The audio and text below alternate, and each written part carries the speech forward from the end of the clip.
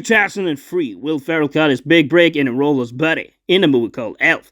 And that's the role we will be talking about today, because it was after this his career really took off after having been working with Saturday Night Live for a couple of years. In the movie, Will Ferrell plays this elf that comes down to Earth to find his father, and everything looks new to him. He realizes he is actually human and not only an elf.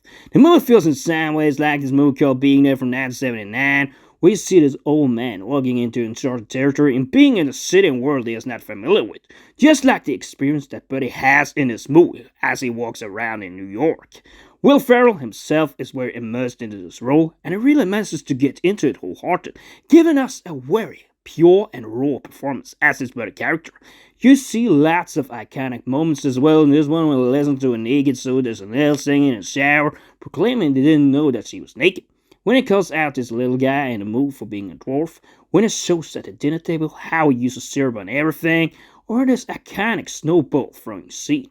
After this, it is no doubt that Will Ferrell took on a heavy rise as an actor after this movie, because just like in later movies such as Step Brothers and Daddy's Home, he manages to make the moments quite funny, as he like in those movies, and also here plays this character that does not understand certain things.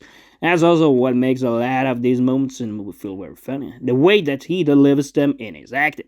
Will Ferrell is also in this movie fully committed to this elf stuff, where he mentions that in conversations with humans all the time, creating awkward situations. For instance, when he breaks the protocol of that black manish guy that has control over all the Santas and elves in that mall workshop. This of course creates corny, awkward situations, calling for a lot of funny moments.